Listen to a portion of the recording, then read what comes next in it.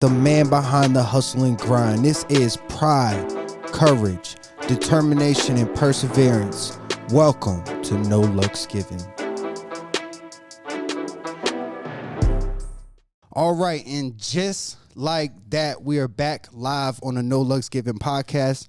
My name is Dana Keith. I got my co-host in the building. Brother Luck, what's happening? Brother Luck, the lucky brother. And we are the bros with froze coming back live on a No Luck's Given. Look, guys, we have to thank you for everybody. We're on episode 21. If you're tuning in, please listen to the audio. You know, you got Spotify, Apple Music, podcasts.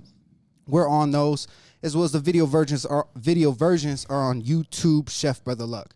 You know what I'm saying? So No Luck's Given. Look, we have a wild week. We have a deep conversation. We're going to get right into it. I'm going to be raw, real authentic.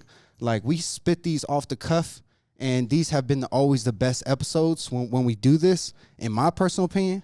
And today we have a very emotional topic, and I just want to keep it real. You know, we've had a long week. Brother Luck, how are you doing, man? How you doing in the life of brother?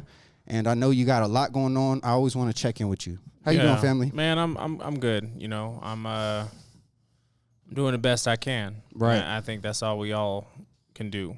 Yeah. And you know, it's been obviously an emotional week. We Super lost, emotional. We lost Chef Mike at 4 by Brother Luck. R.I.P. the legend. You know, it was sad and it was quick. And damn, I got chills already, bro. Yeah, this is crazy. It was really hard, you know. Yeah. And you know, you still have to step up. You still have to be a leader. You still have to. The world don't stop when death happens. Yeah, how do you let's just open up the topic. Like, how do you deal with death, you know, personally? Like, what do you think about the topic? And then with it being so current and in real time, like, I got the jitters, like, even thinking about it. Like, my body's shaking because it's so real and so near. You know what I mean? What are your thoughts with it? Let's start there. I think you go through phases. You know, the first phase is shock. That's real. There's no emotion. There's no. It's like numb. It's numb. It's confusion. Mm-hmm. You know, you kind of wondering if somebody's playing a joke on you. Damn, that's so real. And you know, after that, you start to slowly process that. No, this is not a joke. This is real. This actually just happened. And then the emotions hit because you start to get around the people that, you know, are it's already hit them. Yeah. You know, and their tears and their feelings and their emotions just bring it out of you. I mean, Right. You know, you got to be that shoulder to cry on, and you got to be willing to let go of your emotions and let them go and cry and, yeah, you know, express the loss. Like, it's a real situation. Yeah, I think, like, especially when you say, like, no matter what you're going through, as you see people that are also going through, you know, their own journey with the same, you know, situation or loss, if you will, it brings it back up. It resurfaces. It makes it more like in the front of all of your other feelings. You know what I'm saying? Because it's right now and it's real. Yeah. You know what I'm saying? So, like, as far as for this, you know, this situation, you know, I just want to say a few things because, like, the topic that I want to talk about is, it is obviously I want to celebrate Chef Mike. You know, I want to have, like, a good segment, you know, because I want to speak about, you know, personally, Chef Mike to me was somebody that I looked up to as a father. Like, he always spoke so highly of his kids. He always had all these, you know, hey, bro, do me a favor, and when you're up, spin that camera thing down for me. But Chef Mike was always, like, one of my favorite people to talk about, like, you know, dad jokes is what comes to my mind. But I think he's, like, a great father figure, you know, in my eyes, you know, as a new father. And, like, I always loved his spirit, like, when he talked about his kids. That was one of my favorite things. I'm so happy that I went over to 4 because I had a meeting downtown. And I went over to 4 on a limb because I'm always over here at the other restaurant, Lucky Dumpling, at the studio here above the restaurant. And I don't go to your other restaurant as much anymore. But I went over there because I had a meeting downtown. And that meeting downtown, I parked at the restaurant. So I actually took a moment and went to the restaurant, which like I said, I haven't done in probably the past couple years as often. So I'm just so fucking thankful that like I had that moment with him, you know, spending that time with him at lunch. I even ate there, hung out with Matt. But I definitely spent some time, and I even brought my little brother over there on a limb, really like to, it was to meet my dad's friend, but it was just on a limb, but I saw Chef Mike that night as well. And I just, you know, my memories of Chef Mike will always be of love, of like the funniest dad jokes that you'll ever hear. He has so many of them, and he keeps them coming. Like, and when he laughs, like it's from the gut. Like his smile is so pure. Man, rest in peace, Chef Mike, man. I'm so happy that I got to spend that time with him, you know, in those random moments, whether it be, you know, at the restaurant when I went with my little brother to meet my dad's friend, who it was so funny when we met them. That's a different story. But we went in the back. Chef Mike spoiled us and gave us some shit to eat. And, you know, he was like, taste this, look at the menu, look what I'm doing here. He was so happy. Like, he had so much pride in his work, like in his menu, the things that he was doing, the things that he was planning to do with the menu. He has so much pride when he spoke about those things. So, you know, I just want to take a moment and make sure that, you know, we celebrate, you know, the things that we love about him, the things that we'll hold forever about him, and the things that, you know, his name will always come back to you when you think about Chef Mike, which is, you know, definitely pride. He had a lot of pride in what he did. Yeah. You know, he was a very prideful man. I'm so happy that, like, I have film of him. We had this conversation last week where your legacy is within the audio and the film and the content you create. And yesterday I had this morning, I had the thought, even pictures have that same essence to where it captures a moment, you know? Mm-hmm. So take more pictures, take more videos, because, you know, even like your child or like their, you know, your grandkids, you know what I mean, will want to find out who was this person, where am I from? Yeah. And then these videos, like his kids can go back to that, because, man, when he smiles, man, it's pure, it's genuine. Like, yeah. Like he had a lot of love. He hated being on camera, but he did. But I appreciate the hell out of him, because he did everything I ever asked. You know what I'm saying? Yeah. Anytime he was like, whatever you need, except dress up, you know for what I'm saying? I'll do dinners. It. No, but he did that shit, man. And RP Chef Mike, man, I love that dude. And we're obviously dealing with this here. This is live. This happened how long ago? Like a few days. And we want to talk about, you know, the things that you were able to do. But as a business owner, you know, we are an entrepreneur and, you know, that type of a podcast. As a business owner and a friend, speak about how you deal with the loss of something like this, because like, he was your friend first. You guys had a personal relationship. And honestly, guys, if I could be transparent with the world, like, Brother Luck trusted him with his restaurant.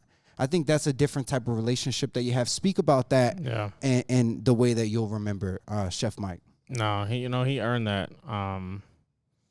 And that speaks volumes, the fact that I was able to trust him and really allow him to grow and develop. And I think that's one of the hardest parts of being a chef, is transitioning to an owner, is you're no longer just the chef. Right. Right. You have to hire those people to do those jobs and be in those roles, and you have to get out of their way. Right. Right. You still have to set precedents. You still have to set standards, expectations, good communication, follow up on details.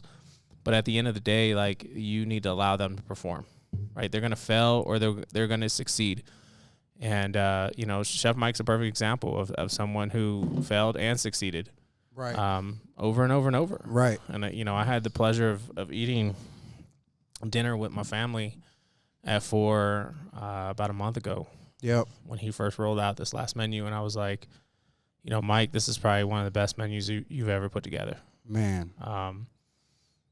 Just to see his growth from, like, his interview, because, you know, when we have a chef cook for us, when we interview a chef for the restaurant, we make them cook for us. Right. Right. You're not going to run this kitchen without us tasting your food, right, and understanding who you are on the plate. Yep. So that's a big piece, and you know, to see the progress of 2 years, you know, just over 2 years, it was amazing. You know, I would challenge him. You know, what are you reading? Yeah. Who's the best? Right. Yeah. If you don't know who's the best in the world right now, then how do you? Yo, really Lucy, really Toffee. This is another episode of Brothers brought him to Dogs work. in the building. If y'all listening, you know what I'm saying? The I brought him dogs to in the work today. window barking out the live on the podcast. No looks given. R.P. Mike, man, he really did take up that challenge. And like, you know, like I said, when I interviewed him and when he had, you know, the moment to speak about his role and what he's doing, brother just threw something at the dogs. That is hilarious. I will clip that and put it in No Looks Given on my IG. That is great. I'm so glad that we have this on camera. But no, but, go ahead. that's Keep- the thing. keep So finishing. Go like, you ahead. know, at the end of the day, like I asked Mike, I said, who's the best in the world right now? Like, who's the best chef? Who's the best restaurants? Who are you comparing yourself to? Yeah. So, you know, you kind of look at who's the best restaurants in Colorado and why. Yeah. Now, who's the best restaurants in the world? And what that forced Mike to do was actually start reading the same type of material that they were putting out. He was reading their menus. He was reading their techniques. He was reading their books. He was following them on social media. He was asking the right questions. And I think that's where his progression really started to take off. It was his quest or his hunger for knowledge. I love that. And, you know, I think as an owner, that's the one thing as a leader you're always trying to do is like bring the best out of your people. Yeah. You know, to get them to constantly like question like what's the best? Why? Right. He took that challenge. So he immersed himself in and this is what the positive thing about social media I think is you can follow the people who are the best in your industry. Mm-hmm. You know what I mean? And you can do the research with internet. You know, that's the power of the you know, the internet today. Yeah. Is that you don't have to go to the library, you can Google this shit. Mm-hmm. And he took up the challenge and speak about that growth, you know, in the last 2 years in him as a person, him as a friend. You know, because Yeah. Mike, man, he's a special human being. You know, he's very straight up. He's funny as hell. Like he's, you know what I'm saying? He's a chef. You know what I mean? And, you know, the thing is Mike wasn't perfect, but none of us are perfect. Yeah. And I think that's a reality that, you know, we all have to sit here and evaluate. It's like none of us live a perfect life. Right. Like, you ain't Jesus. I know that's so right. that's I know the that's hardest right. part. Hey, for everybody out there, man, that is beautiful. Like that's a beautiful message. Like we're not perfect. Yeah. You know what I'm saying? But go the ahead. challenge was, you know, I went to bat for Mike. I fought for Mike. Yeah. On multiple occasions, and I lost a lot of friends, people that I thought were my friends. I lost relationships because they didn't understand why I was fighting for Mike. Yeah. Yeah. But I had the opportunity to spend a lot of time with him outside of the kitchen. I got to see who he was, you know, beneath the surface. Yeah. And I got to understand who he was. So, you know, I was very sympathetic to that. But I also wonder now, the reason I was fighting so hard was like, did God want me to spend this time with him? Amen. Everything has reason. You know? So like and this is such a powerful thought. Like everybody that's in your life is in your life for a reason. mm-hmm. Like, so yes, you were definitely being called to spend time with him as you guys were bonding on a friendship and a business level. Like, you know, and chef to chef, like you guys understand each other's language. Mm-hmm. Like anytime I sat in a room with you two while y'all were talking about food, like, bro, like y'all speak a different language. Yeah. You know what I'm saying? So like he's really in the field deep. I mean, that's one of my favorite things, like personally about him is what the pride that he took within his work. Mm-hmm. You know what I'm saying? And yeah, man, it's a beautiful moment. We got to celebrate, you know, him and you know, just on another note, I know you don't like to do this, but I am gonna bring it up. Like in a situation like this, like when people come together, like and people rally for you and they help support, like, you know, Chef Mike's family, because he has 3 kids. Like he's leaving three boys. Yeah. No, 1 girl, 2 boys. Oh, 1 girl, 2 boys, and so he's leaving his kids behind. And you know, you were able to rally up the troops, if you will. Can I say that you were able to rally up the troops and give something positive to his kids?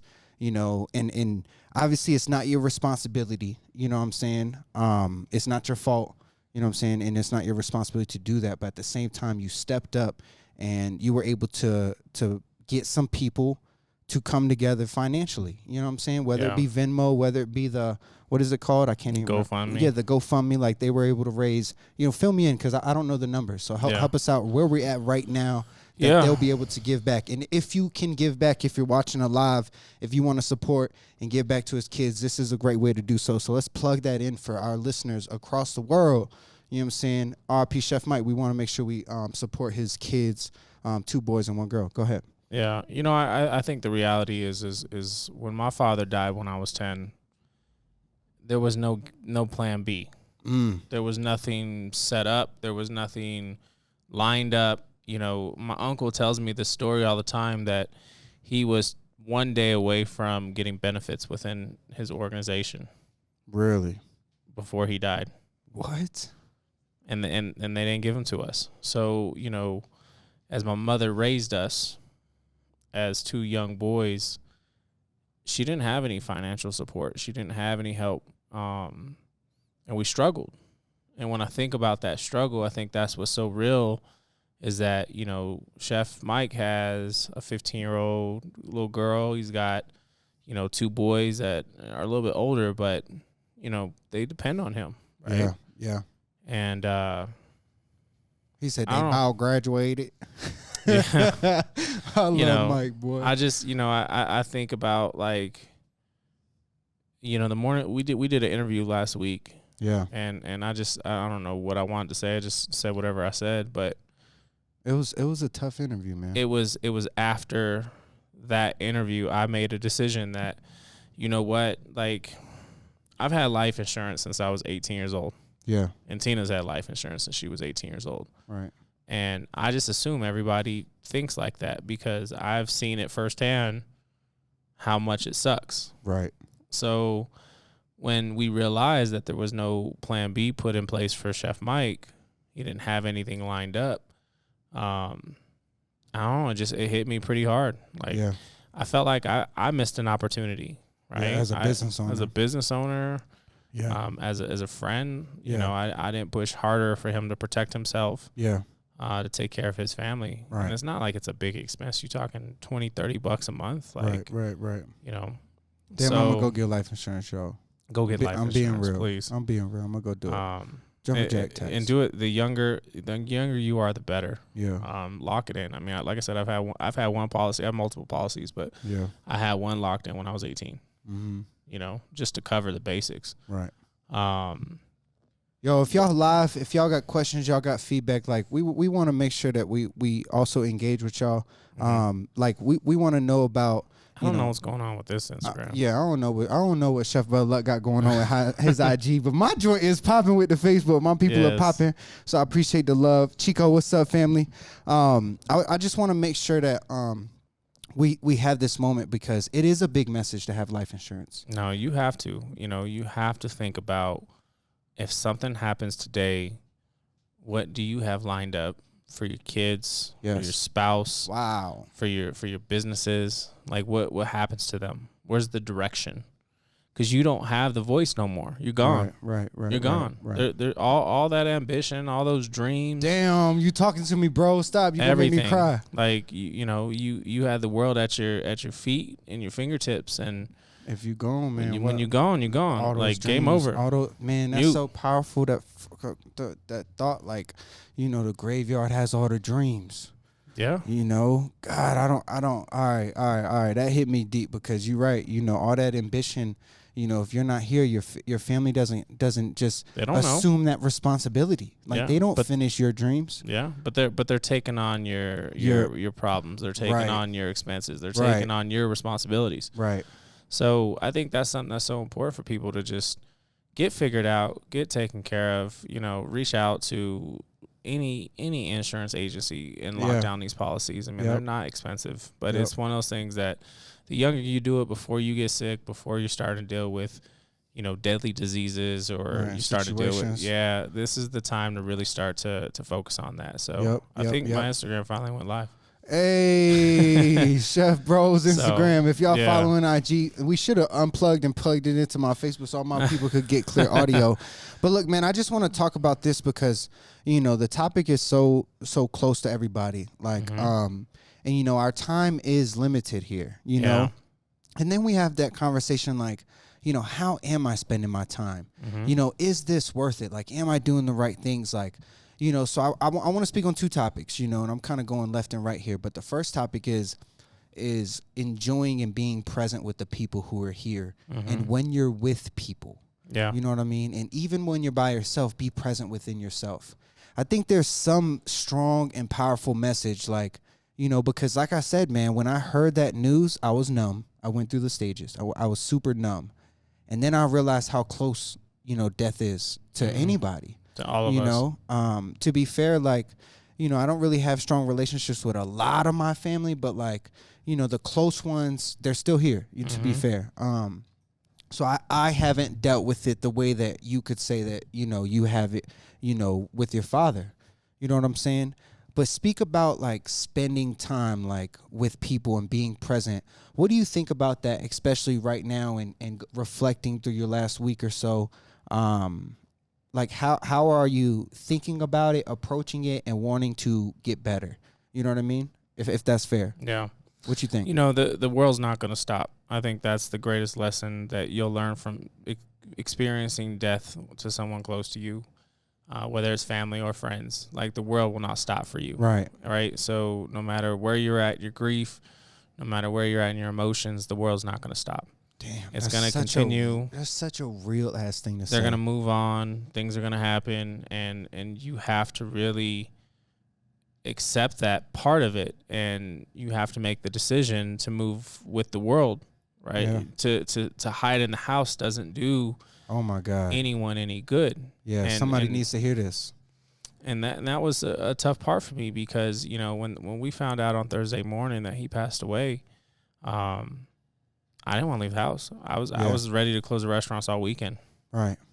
And all I could hear was him saying, "No, chef, like, people depend on us to show up. Like, we need people to show up. We need people. They got to feed their families."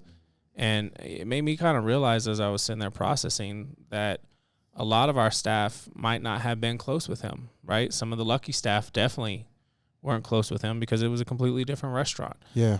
But to penalize them. Wow. Yeah. Because I'm dealing with my grief, and a few of our other team members are dealing with our grief. Right. The ones who were close to him. And their eyes, they're kind of like, well, what about me? Yeah. What about my family? I gotta take care of my family. I gotta pay my bills. I can't lose a shift. So, damn, that's such a harsh reality. What y'all think about that? Like, that's a real thing, and you know what, when you say like the world doesn't stop, not to compare, I can't compare human beings, you can't compare one to another. But I remember when we lost Kobe, and I just felt like the world was supposed to stop. And although everybody, showed love at that time on a universal level because of who Kobe was, but I there was a moment where I accepted that the world doesn't stop. No. Even as great as someone like him. Nope.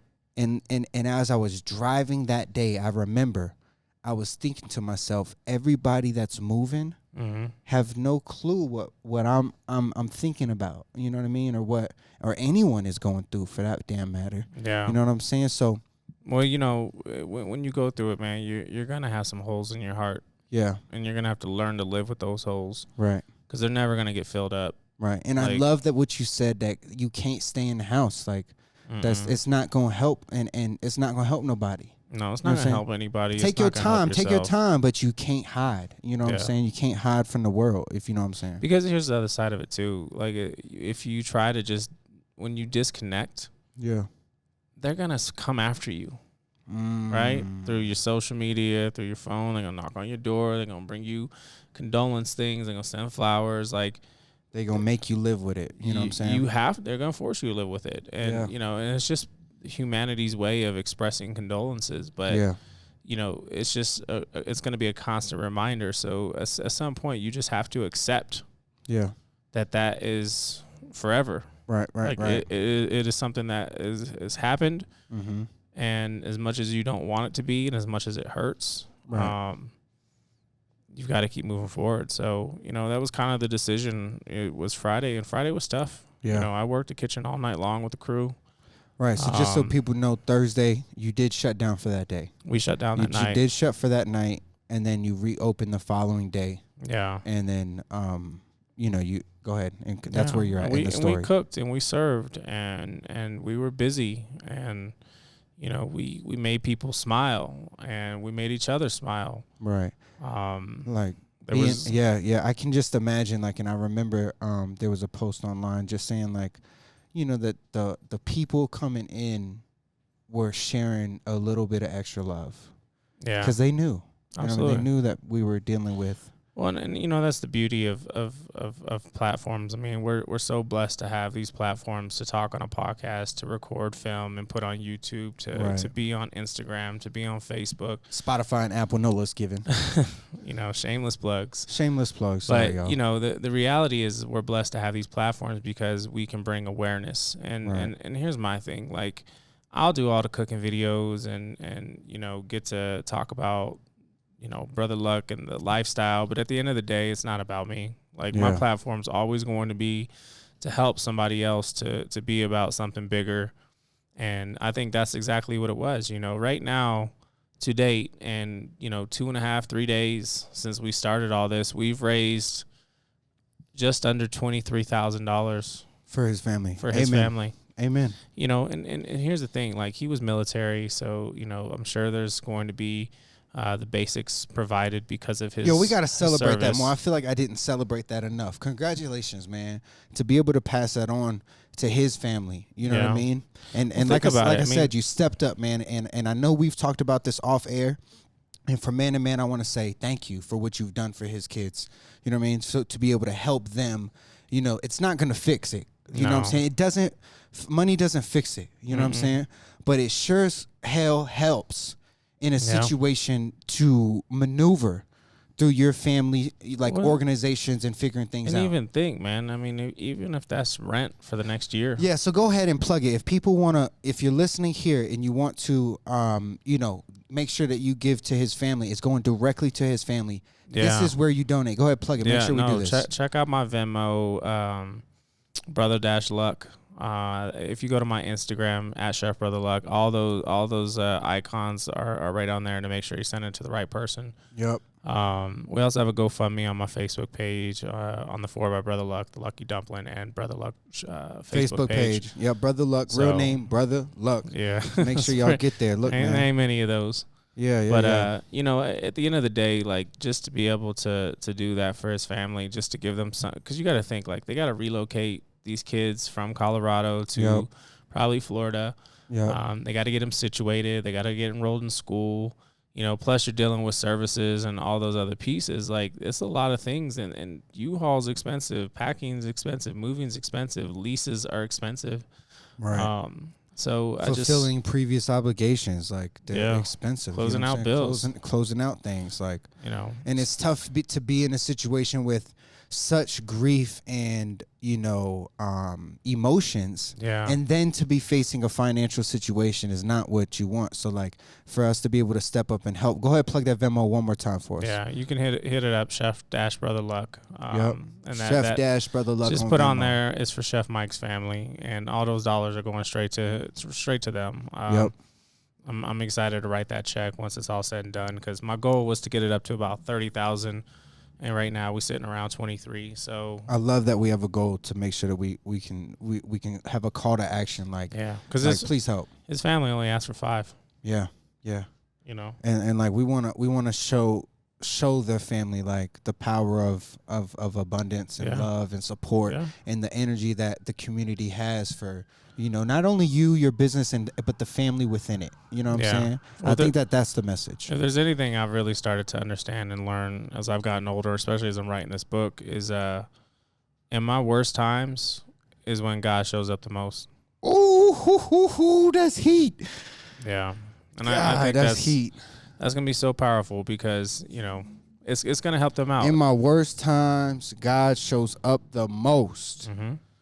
But, you know, even Saturday I was sitting there working on financials for the restaurant, and, you know, it's the first time I've had a chance to actually sit down at my computer and get some stuff done. And his family walked in, like his sister, the kids. Dang. And they walked into the wine room at 4, and it took everything I had in me to hold it together. Right. Because, you know, I wasn't ready to be in that mindset still. Like, I just kind of got out of that mindset, and it was just like the reality of, like, the grief on their faces Right. and their loss of their father, Right.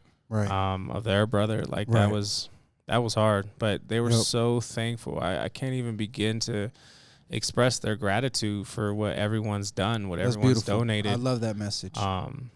You know, they were just so thankful. Because, you know, when you're dealing with a situation like that, there's a circle that feels it the most. You know what I mean? That has the most weight on their shoulders from the traumatic experience, whatever that is, the loss. You know what I mean? And then there's other people that, you know, it affects, but they don't have to carry the weight. Yeah. You know what I mean? So these people are the ones who are the closest to him, and they come into your restaurant. And how do you get through that personally? And this, I'm just asking because, you know, I will fucking break down. I'm just gonna be honest. I will break the hell down if I had to do that. I mean, it's tough. Like when the flowers started showing up from other restaurants and other businesses, like that was a moment that hit me pretty hard. Yep. You know, walking in the kitchen that morning. Oh my God! When I walked in that restaurant, we filmed the day after, just to capture the moment in real time. But when I walked in, I asked Dylan. I said, "Does it feel a little weird today?" He was like, "Yeah, man, it definitely feels weird heavy. in a restaurant." Speak about that. Yeah, I mean, you know, it's just the reality of the situation, but Yeah, you know, we have to keep moving forward. That's what he would have wanted. That's what he worked so hard for in his career, was to serve, and that's what we do, is we serve. We're in the hospitality industry. We're in the entertainment industry. right. We're here to serve. And it don't matter. entertain. I'm gonna just say this, like Mike's life is obviously one of one, but everybody does die. You know what I'm saying? And life keeps going. Mm-hmm. There's something about that I've accepted in the last year. Personally, it is a personal journey for me, like accepting that life goes on, that we are everything and we are nothing at the same time. Well, and this is why it's so important for us to be filming, recording, you know, writing things down. You need to preserve who you are and the essence and share that with the world, because when you're gone, you're gone. Yep. And I think it's so important, you know, because I know how much I hold on to certain pieces of film that, you know, have my father in it or have friends that I've lost in it. Right. And pictures the same way, man. Yeah. Videos, you know, like that. But when you can hear their voice, and you can see them laugh. Oh God, you're right. You know, it's so much more than a picture. You're right. You're right. Because you feel like they're talking to you. Like the fact that you captured in one of his interviews, him telling his children how proud he was of them. Man. You know, every kid wants to hear that. I cried when I made that. Every kid wants to hear that. Lie. I cried when I made that. When they do get to the point in their lives of being able to watch it, because I'm sure he said I couldn't be prouder. I mean, couldn't be prouder of y'all. That's what we need more of. Like to me, that's what this should be about. That's what these social media pieces. Like I know y'all talk about like, oh, I'm traveling here, I'm cooking this, I'm doing that. Yeah.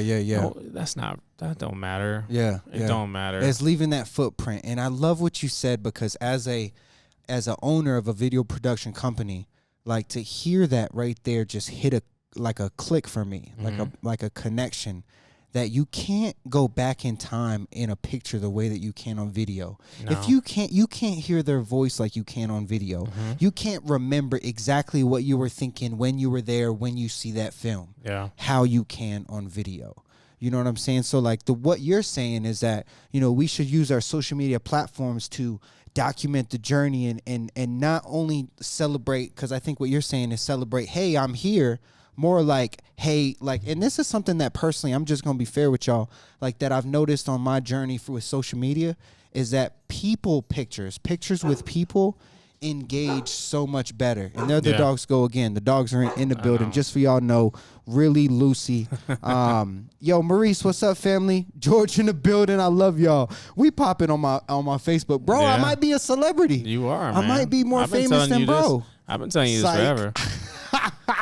You know, I love that. That's what has come out of this whole piece of it. It wasn't about it's not about me. Right. I'm not Right. doing it for any kind of clout. I'm doing it because I want to help out his family. Right. And I love that. I And- love that. That's and- something that you don't speak about enough because it's something that, we don't gloat about these things. You know what I'm saying? No. So speak about it now, like in But this time right now. like that to me, like I'm around a lot of people who have very large followings, and I don't understand that they don't utilize them more to be selfless. Right.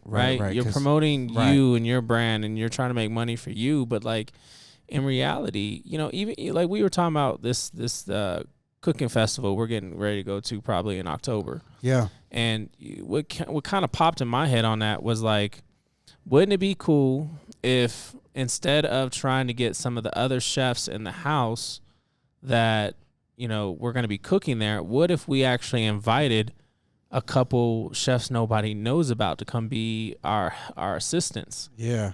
And give them some spotlight. Right. Using your platform. Using our platforms because we've been invited. Right. So that's a moment that I want to speak about because that's so big to my journey. And it was a little like a social thing that I did early on. Shout out Jules and my baby mama organized it. But it was a reach up, reach down event. Mm-hmm. Basically, reach up is find a mentor. That's what you are to me. It's a reach up. Like you're up where I'm trying to go. Like in the vein. Obviously, we're in different industries, but entrepreneurs. But reach down is what you just described. Let's bring some people on board to come along this journey with us and give them light. Yeah. No, I want to use my platform for them. Exactly. And like even like next week we're cooking at Aspen Food and Wine. Yep. And real quick, I gotta plug this because Marcus has been a day one fan. He said he's coming to the restaurant. I love you, bro. Thank you for that. Absolutely. And also my cousin Chico out in Kentucky. Love you, brother. At the end of the day, we have like a big event coming up next week. So next week is Aspen Food and Wine Festival. And it's a huge event. All the celebrity chefs are there, and it's a phenomenal weekend. It's a great experience, but like it's $1,800 a ticket. Right. That's not cheap. That's why I'm not going, y'all, because the film one is more expensive. Yeah, I mean it's super expensive, and to get up there is just crazy. And a lot of people don't get to experience it, but like it gets repped really hard as like one of the biggest food festivals Aspen in the country. Food and Wine, right? So I'm very grateful that I get invited to do stuff in Aspen and cook and be a part of it. But to me, it's not about me participating. It's the opportunity to be able to do this for, other people. So the cool part is, we're able to bring one of our team members. Yep. Let's talk about this. This is beautiful. Shout out Chef Ashley. Shout out Ashley. Shout out Chef Ashley. Yep. A beautiful soul. She's Amazing a phenomenal talent. Cook. Great talent.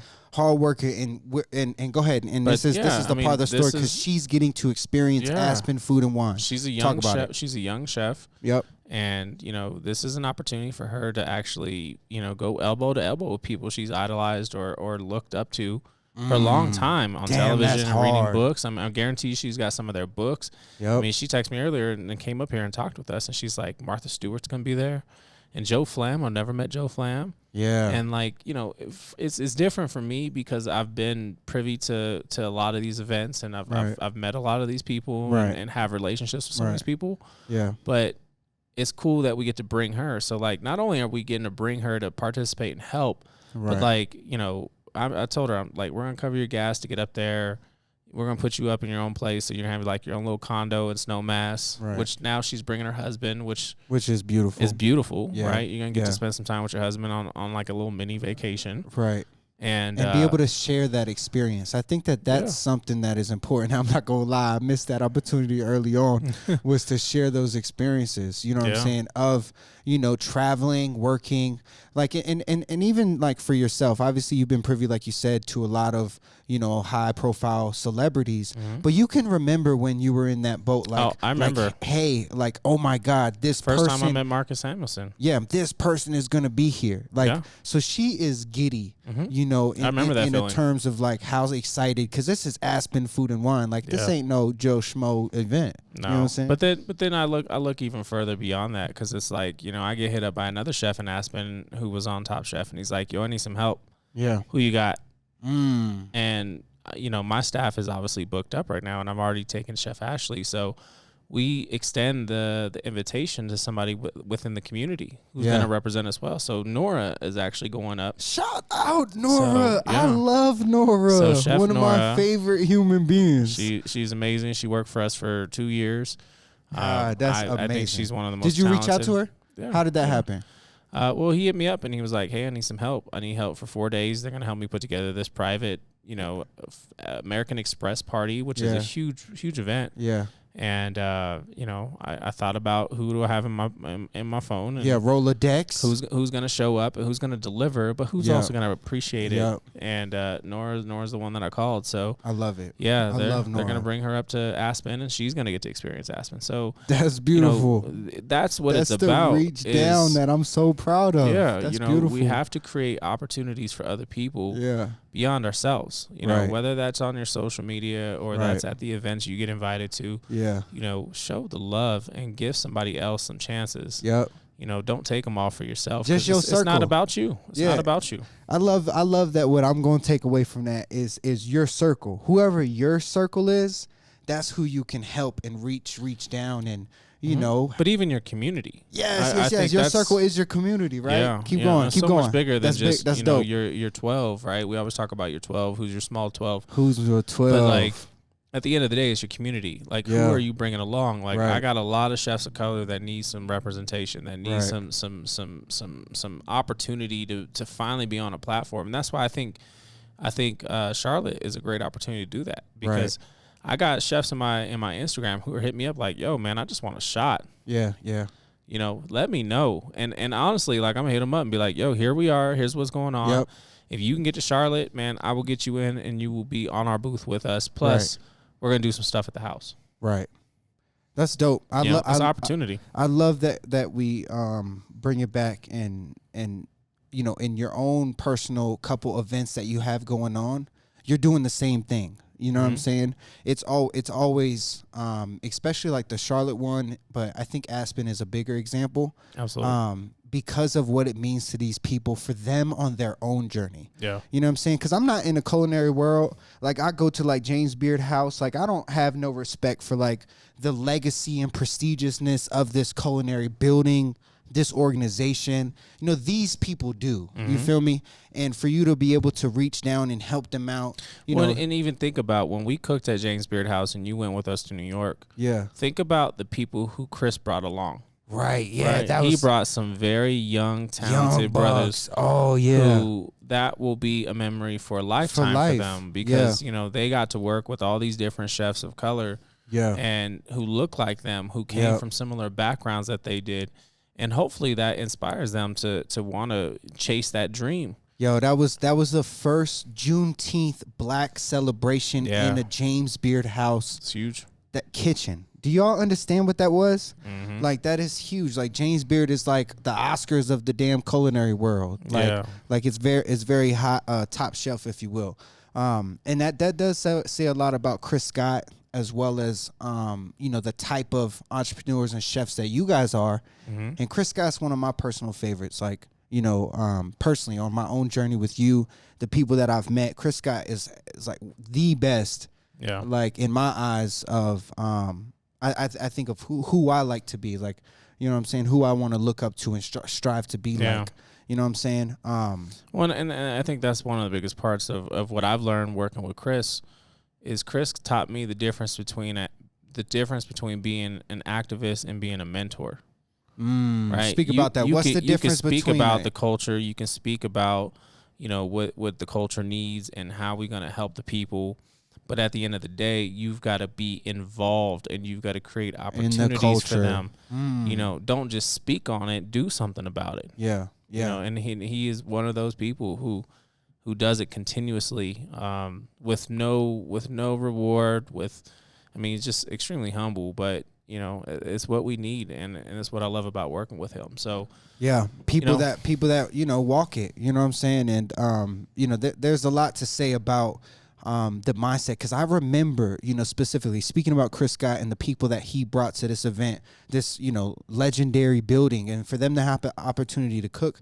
But I remember specifically when he was like having a teaching moment with these boys. There was two gentlemen, They both follow me on IG, and I hate that I don't know their names. I know their IG names. That's terrible. But I remember a specific moment when he was teaching them, like in the moment, and he reminds me of like my father. I'm not gonna lie. Like he's very stern. He's very straightforward. And he, like in my eyes, what I see is like he's very disciplined. Yeah. Like for me, Chris is like the uncle I play spades with. Okay. We might slam some dominoes and he gonna tell me about life. Yeah, you know? yeah. He amazed me when we went into his restaurant, and he had all this history in this building. Mm-hmm. You know what I mean? Yeah. We're going on a tangent about Chris Scott. We love you, Chris, man. So if you get this clip, you know what I'm saying, I just want to send my love. But I do want to bring it back because there was a moment there was a point that I was trying to make about Chef Mike and my time, and the reason why I brought that question up in the beginning was to value our time with people. You know what I'm saying? I tell you all the time, like, yo, thank you, I love you, like, and you say you already know, like you know what I'm saying, but I tell you, hey, I need to tell you anyways. Yeah. You know what I'm saying? And I know for a fact that when I saw Chef Mike both times, I gave that man a hug and told him I love him. Like, you know what I'm saying? And like that's something that I'm making it a point to do. Like with all my family, friends, my 12, my community, I'm always trying to show love in the moment because you never know, man. You never really know. So that's my point that I was trying to make. So, like going back to that, like, how are you moving? Like now, what are you thinking about in terms of like, you know, being present, valuing the moment, anything that like comes to your mind, especially dealing with, because you've dealt with traumatic death early, like you've dealt with death more than myself. So like, how are you moving forward to ensure that you are being present, that you're valuing your time with, you know, everybody? Yeah. What do you think about that when I say that? I think, you know, for me, if there's anything, is it's just made me question, you know, how simple am I living my life? Yeah. And it's tough because like we get so caught up in our identity as our profession. Yeah, we get very caught up in our identity as a profession and our business. And that's not who you are. Right. It's what you do. Right. So, you know, we have to stop identifying ourselves. And for me, I've questioned that, you know, like I don't care about followers. I don't care about like clout. I don't care about invitations. Like all I'm trying to do is take care of the people who got nothing but love for me. Be consistent, be present, be available, be there to listen, and really just, you know, experience the joy in life because tomorrow's not promised. Right. And a lot of us forget that, right? You go through something traumatic and then you forget. And then you go right back to what you were doing. Yeah, you go back to your routines and systems and habits. You know what I'm saying? And I want to simplify what I'm doing right now, and I'm really evaluating a lot of things. You know, I got so many irons in the pot. Yeah. How many of them do I really need to stir the dish? Right. And that's kind of what I have to look at is like, you know, I'm trying to get the book done. That's a priority because that's words. Words live forever. Man. I love doing this podcast. Yo, that's this legacy, podcast man. It's so important. This podcast is therapeutic to me, man. And people will watch this in 20, 30 years. I promise you, because they so real. Like, I'm really a student. And these are real ass conversations. Like, I don't know, like personally, I don't know where else you would get something like this if I'm being real with y'all. You know what I'm saying? And I think, you know, I told you this the other day in our interview. Like, I really feel like, you know, death has been on my doorstep for a long time. Ooh, God, let's talk about it. So repeat that, because that's deep. Go ahead. I feel like death is literally been on my doorstep. He's been on my shoulder. Your doorstep. Death is at your doorstep. And that's as hard, people get crazy snatched thing out of your life, you know, it becomes more and more of an awareness that when is my time? And that scares the shit out of me. I love you, bro. I just want to say it right now. Real talk, I love man. you, bro. Straight up, man. But it scares me so bad because, like, you know, people that catch cancer or people who get in accidents or you know, just stop breathing.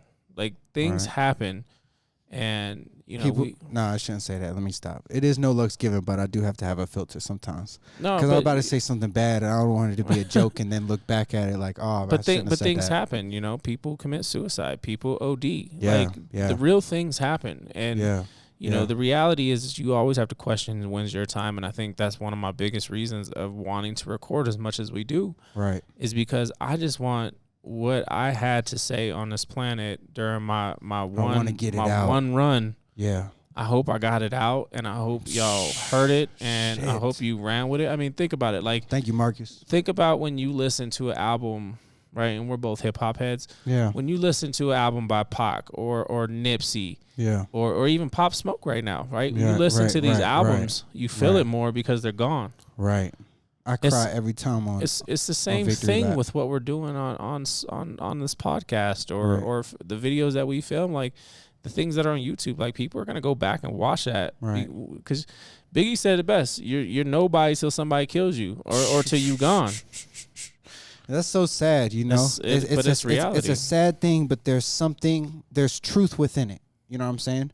And like, you know, when people pass, it seems like it's a little trendy right now. But even like when you said, like, going back to listen to like Nipsey, because that one hit me personally. Because like when I go back and listen to that, like, you have to think about, and this, I'm gonna take a curveball. I'm gonna throw y'all a curveball real quick. But think about if Nipsey never put out Victory Lap. Yeah. Like, and to me, when Victory Lap came out and he was still alive, I was telling all my friends that, like, this should be album of the year. Yeah. Like, it's a great project. And and I was kind of upset that it wasn't getting enough attention. But then he passed and it got, you know, all the love. Yeah. I'm not bringing it up to say, like, hey, people were trendy and stuff. But I'm just saying that he got that work out. Yeah.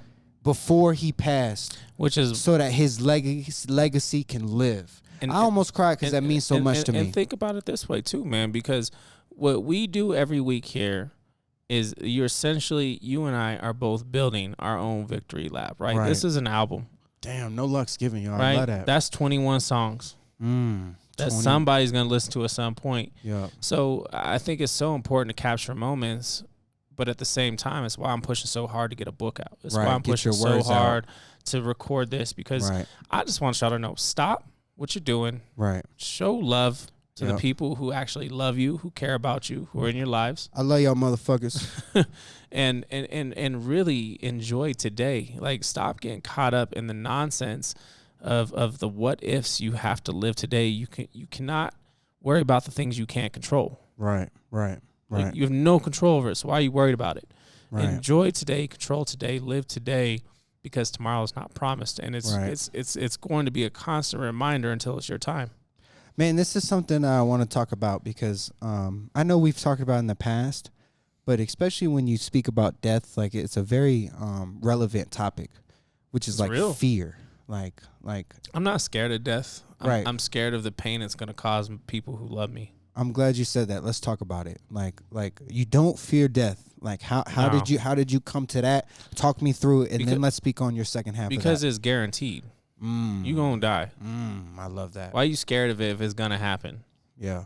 So you have to embrace that. The sense of like soothing that I get when you said that. Yeah. This is why you need to find peace with whatever you need to find peace with, whether it's people or spiritual. Yourself, right? Yep. You got to find peace and be good with who you are and be able to look in the mirror.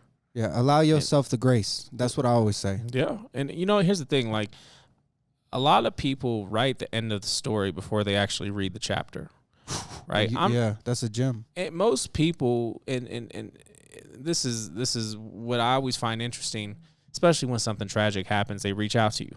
Mm-hmm. People you ain't talked to in a while. Right. The reality is, I've never been mad. Right.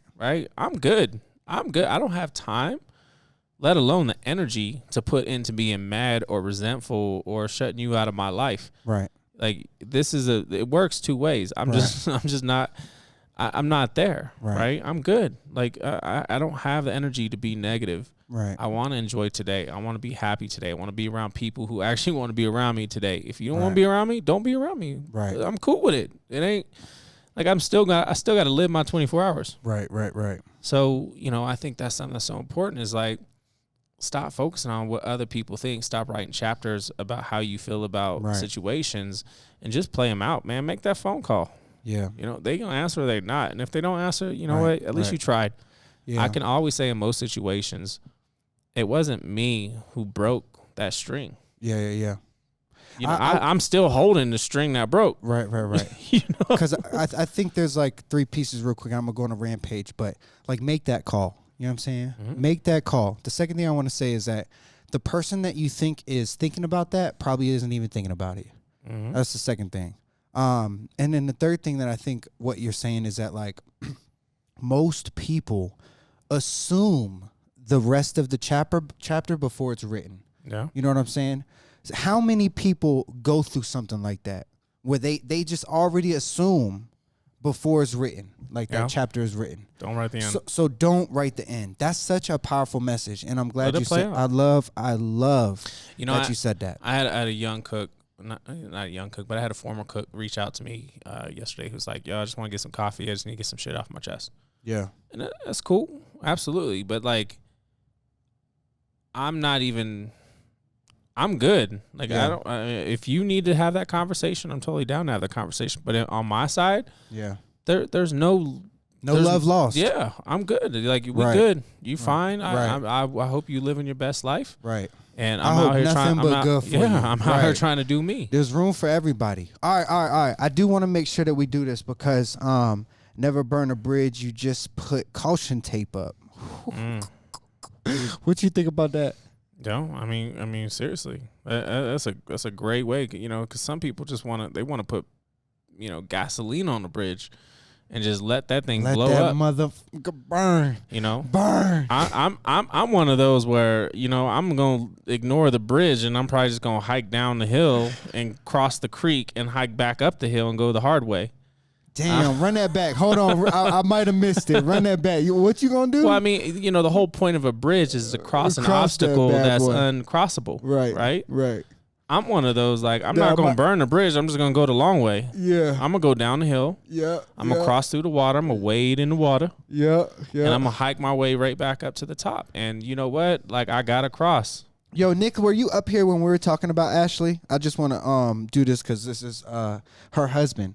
Like, we were just talking about Ashley, like, we were speaking about Aspen Food and Wine and how phenomenal of a chef she is. But look, so that's actually her husband who said that. He said, I tell Ashley that all the time. Never burn a bridge. Mm-mm. You just put caution tape up.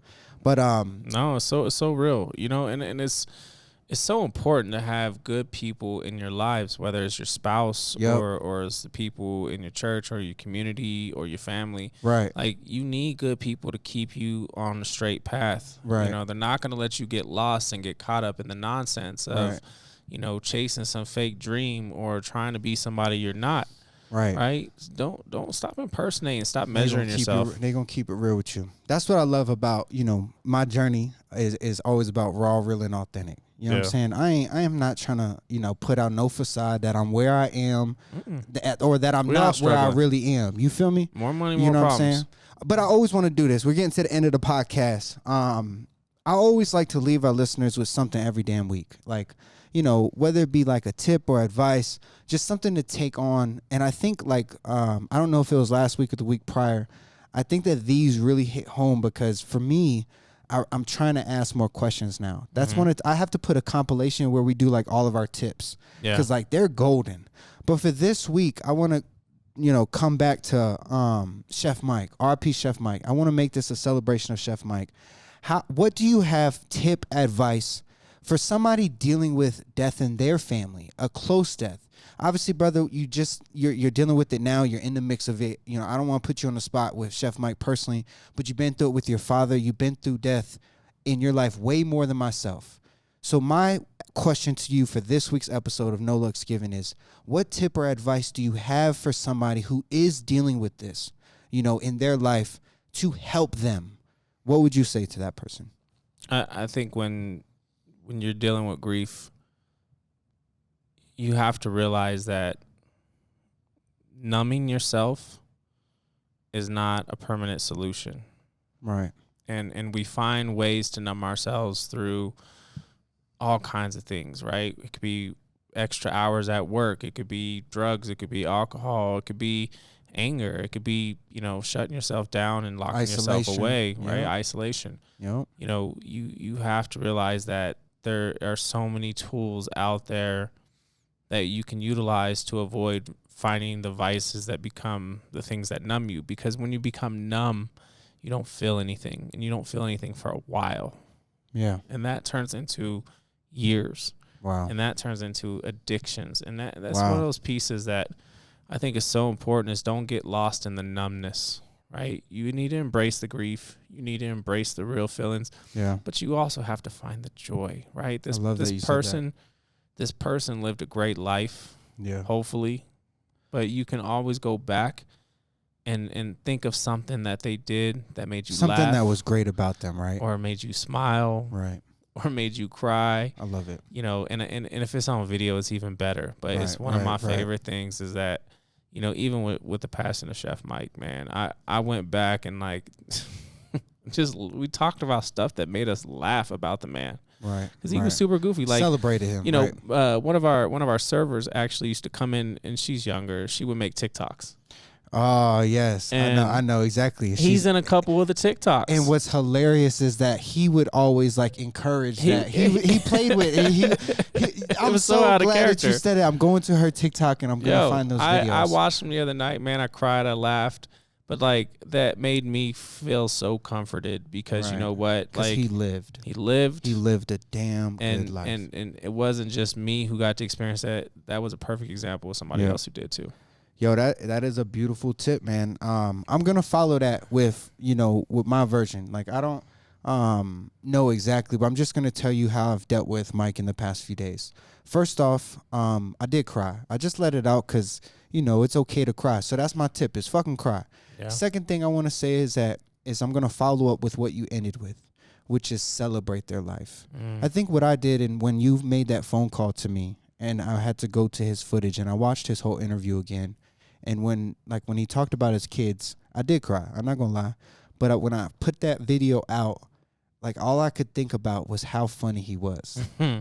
He was one of those people that always had a joke. But it was dry humor. It was so borderline. Good. It's so good. It was borderline. I think I'm offended. But I know you don't mean it. Yes, but he's that type of person where he's on the fence. You know what I mean? Which is a hilarious final thought. But look, man, my thought would be is to get the shit out, get the emotions out, but also celebrate the life because it's all we have is the life that we've lived, the people around us who've made the impact. So celebrate it. That's what I would say. Look, y'all, this is, wrapping up No Looks Given. If y'all are on the lives, either live right now, if y'all got questions, feedback, I want to give y'all a couple moments. We're going to wrap up the podcast. Brother Luck, thank you for your time. If y'all are listening through audio platforms, give us a rating, 5 stars, Spotify and Apple Podcasts. And then you can always find the videos on the YouTube version, Chef Brother Luck. I want to give another shout out to our Patreon. I want to give a call to action. If you want to join Team Luck, do something for us, the family, what we're trying to do, join our Patreon, Team Luck. It's like $5, $10, I think $20 or something like that. At any rate, it's a subscription every single month to help, us, on our journey. And what we're trying to do is make positive impact, inspire people, motivate them, but more importantly, live on the principles of No Looks Given, which is pride, courage, perseverance, and determination. Amen. What you got, brother? What you got for the people? You got any final thoughts before we wrap up? Any final memories? What's your favorite memory with Chef Mike? I'm gonna put you on the spot. My bad. I know. What are some things that we can leave with? Him running game on the waitress in Beaver Creek at the Food and Wine Festival. I didn't know he had it in him, but hey, he had some game. Shout out Chef Mike. That's a dope memory. That makes me smile. I love that. That's beautiful, man. That's beautiful. Nah, man. At the end of the day, live life today. Yep. Don't focus on the loss. Focus on the life. love. Look, man, I'm going to end it right there. This is a beautiful ending. I just want to make sure I say this. Look, our message to the people is to love your people while they here, celebrate their life. And I just want to do this real quick. I love you, brother, and I love all y'all motherfuckers watching this. Thank you for listening. This is No Looks Given, a podcast.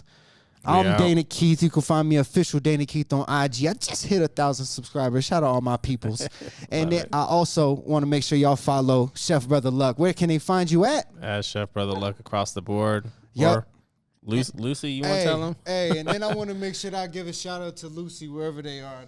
The dogs and Toffee. We got Lucy over there. We just making sure they get their airtime. At any rate, I thank you for watching. I thank y'all once again. Until next week, peace and love. We out. Out. The man behind the hustle and grind. This is pride, courage, determination, and perseverance. Welcome to No Luck's Given.